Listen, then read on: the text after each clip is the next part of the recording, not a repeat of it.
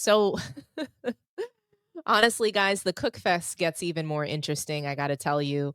Obviously, where LeBron James is going, it's been a hot topic, obviously, in the NBA offseason. So, the Thunder have won the title. Tyrese Halliburton is injured for, the rest of the season.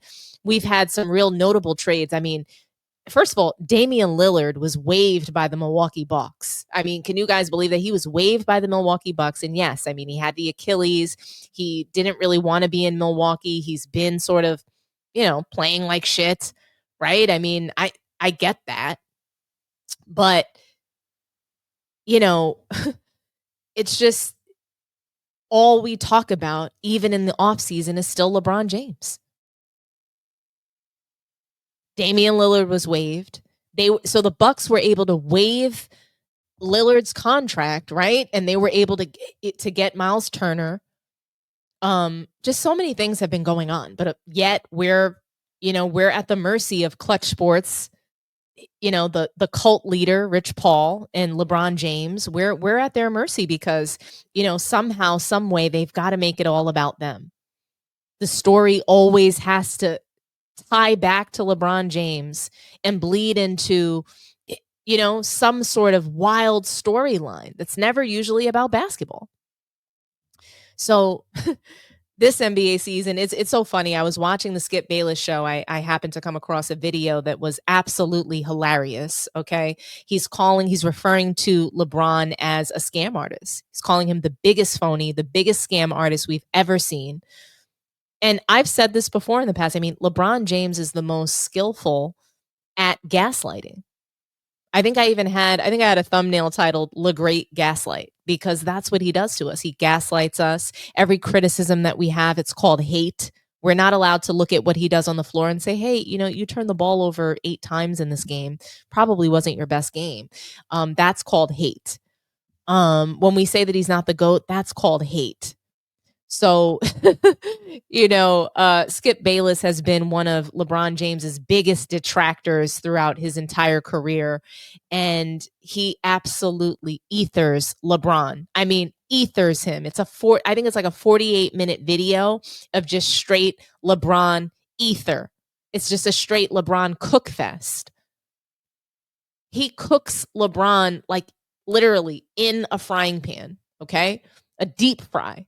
So he deep fries LeBron in this video, and I've got to play this sound for you, and then we'll react together. Let's see, where do I have it? Maybe is it this one? Well, no, I think it's now back to LeBron in that picture. All of a sudden, over July the 4th. This picture pops up on the internet featuring, and of course, shirtless LeBron at the Cavs facility in Cleveland, taking a picture with a kid who's obviously a big LeBron fan. Denver Jones is his name. Of course, if you watch the NCAAs, you know, he started for Auburn this year through their NCAA run. He did not get drafted, but he is playing for the Cavs in the Summer League. So he was at the facility in Cleveland. I don't think Denver Jones posted this picture. Can't find him on social media, but somehow this picture was initially posted on a website called Ball Out Media, which has a grand total of 3,300 followers. Then, of course, it got picked up by Hoop Central. And guess who replied to that pickup? The king of social media, LeBron James. This is what he replied. And every summer since it was built, I live here still and train every summer. God damn y'all bored, man. Go get a plate of food somewhere and enjoy the 4th of July, replied LeBron bleeping James.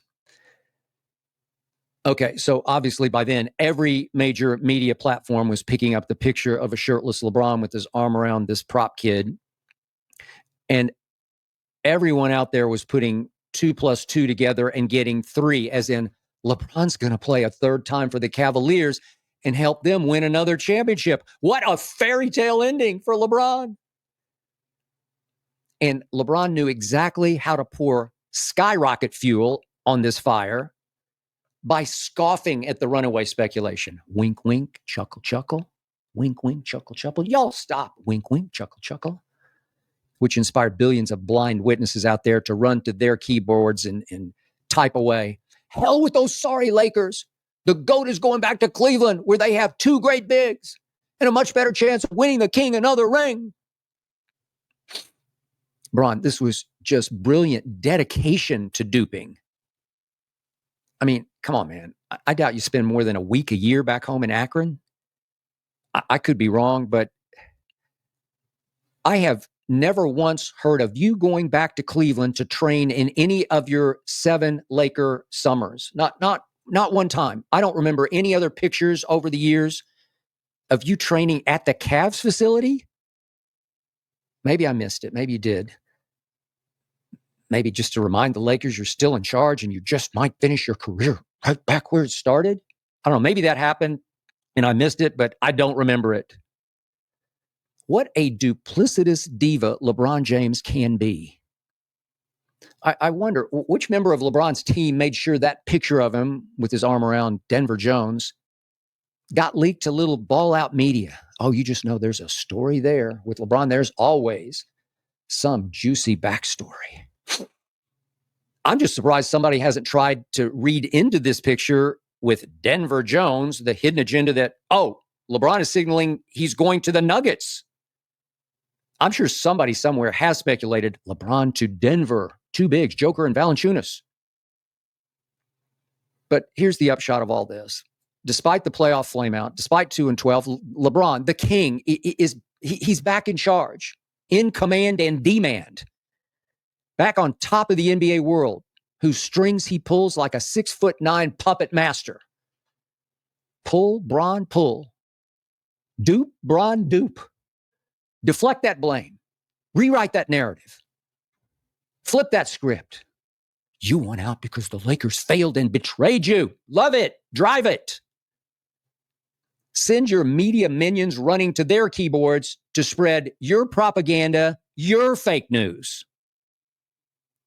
As I've long said, GOAT LeBron always has needed a scapegoat. This time, it's Rob Pelinka. You're it, Rob. Wait, Bron, your Lakers had the second best odds in the West to win the West? Your Lakers were strongly favored to beat Minnesota, but lost in 5 because you, GOAT, went 27 straight fourth quarter minutes over games 3, 4, and 5 without scoring a single point? Wait, you're 2-12 in your last 3 Laker playoff series because you and your clutch gene have gone missing in fourth quarter after fourth quarter after fourth quarter? Huh? But you, Lacan, have buried all that dead true negativity under an avalanche of, where is LeBron going now? You've again become the story of the summer, even bigger than Kevin Durant going to Houston. Even though you're coming off what might be your biggest playoff flameout ever. I am in awe of what you have masterminded post flameout. You, phony GOAT, are the king of phony baloney. And I, for one, Lacan, will not swallow a single bite of it. Sorry, not I. Whew. Now, speaking of LeBron, it is time to update my all-time NBA top 10. Number 1 is obviously the GOAT, the man who went 6-0 with 6 MVPs in the finals, the man who never had one single playoff epic fail, even when he lost. He never needed any excuse because he scared the hell out of the team that won. The man who won 10 scoring titles to LeBron's 1. The man who even won Defensive Player of the Year in the same year he won the scoring title. LeBron never won a Defensive Player of the Year. The man, that man. Now, number 2, as always, Magic Johnson. 4-time assist champ, 2-time steals champ. Believe that. The inventor of winning time for the Showtime Lakers. 5 rings with 2 losses to Larry Bird, 1 to Jordan, and 1 to a Game 1 hamstring pull at Detroit. Magic's playoff winning percentage is actually slightly higher than Jordan's. It's 67.4% to Jordan winning 66.5% of his games. LeBron is hovering down at 63% thanks to 15 years of cakewalks through the Eastern Conference playoffs. Just cakewalks. Number 3 on my list is still Shaq. Look, he did win 2 scoring titles. 10 times he led the league in shooting percentage. He won just 1 MVP. He was 4-2 in the finals. But listen, through that three-peat, in that one big year when he averaged 30, 14, 4. Oh, wow. Skip absolutely cooked. Cooked LeBron. Like, just went blood. I mean, and it was 48 minutes. So I just want you guys to know this was just a short clip. I honestly, I could have done the entire show tonight just breaking down his video and everything that he said about LeBron. I mean, it's just absolutely ridiculous that we when we talk about LeBron during this offseason, we're not talking about what he accomplished in this past season. We're talking about how we can't waste his last years in the league, that, you know, the Lakers need to do something for him. Rob Pelinka is the problem. Rob Pelinka traded for Luka Doncic. Rob Pelinka got DeAndre Ayton there. You know, he's put together this team that should be good. And when you take a look on paper, why isn't the DeAndre Ayton trade helpful to LeBron James? He's a legitimate center. He's a starting center. So that's what they needed. That's what they were looking for.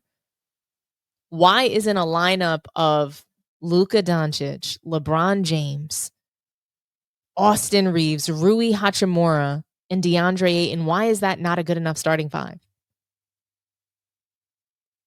Why?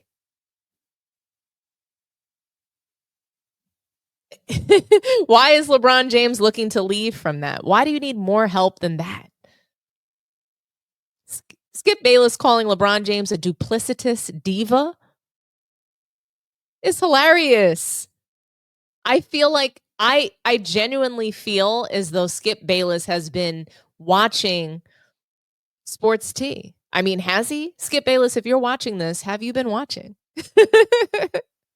Because a lot of what he says, LeBron James, really? Duplicitous diva? I'm not saying that Skip has no creativity, but it just feels like he's been watching Sports Tea. So salute to Skip Bayless. Thank you for always telling the truth about LeBron James. He doesn't always tell the truth about everything, I'll be honest with you.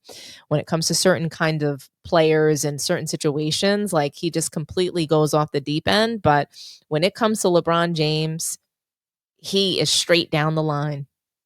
And yeah, does he say some things that are, feel, like it's not always all about basketball, because LeBron James is so insufferable. It's not like LeBron James is keeping it all about basketball. So we're going to talk about all these other things and we're going to expose him. And that's just how it is. So, like I said, salute to Skip Bayless. I love that. Lacan artist. That's what LeBron James is. He is a duplicitous diva. He does create these devious, deceptive plans in order to manufacture his son's success and to pad his phony GOAT legacy, to pad a legacy that nobody is saying truly exists. It's like he's in competition by himself. It's really crazy. It's like, he's got Michael Jordan on his brain constantly, and it's like Michael Jordan doesn't think of him at all.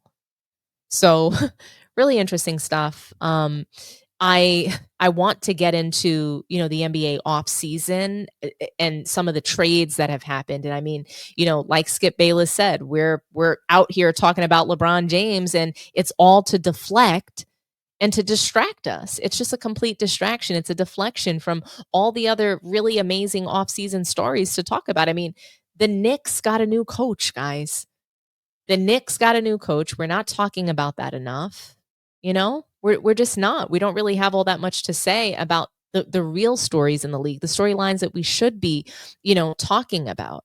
And I think, when we think about all the moves that have happened, I mean, more than 10 different trades took place. We saw Desmond Bane go to Orlando. We saw you know, we saw Kevin Durant most noticeably go to the Houston Rockets. And Skip Bayless is so hilarious. He was just like, how did LeBron James become the story over Kevin Durant going to the Rockets? And, it is interesting. Kevin Durant's now playing for a coach that beat him. Celtics swept Brooklyn, and he's playing for that coach. So, that hasn't been a story. But how is where LeBron's going to go a fake planted story about LeBron James leaving the Lakers, which we know he's not going to do because he's a Kardashian. So Skip Bayless talked about that too. Like, hey, we know you're not leaving LA. We know that you're going to be right there in LA, soaking up all of your celebrity, making sure that the camera's on you and on Bronny, because we all know that Bronny likes the cameras. He said it. Oh, I love the cameras. Even though we lost, I love the cameras. LeBron James can't leave LA. Do you think he can give up being a Kardashian full time? Even if he was part time in LA, you think he wants to be a part time Kardashian? Absolutely not. He's got to be in that role full time. That's the job that he knows the best. So now for the real meats and potatoes of the offseason, the storylines that actually matter. I want to let you guys know that right now, there's a rumor of Nikola Jokic going to the Lakers. That Rob Pelinka's plan, that he has this devious plan to bring Jokic to the Lakers to play alongside Luka Doncic. And was that really always the plan? Was Luka Doncic always going to be positioned as a number 2? Because we know that if Jokic goes to LA, he's the number 1. It's not going to be Luka Doncic. And is Luka Doncic going to be okay with that? That's the real question. So it is an interesting rumor.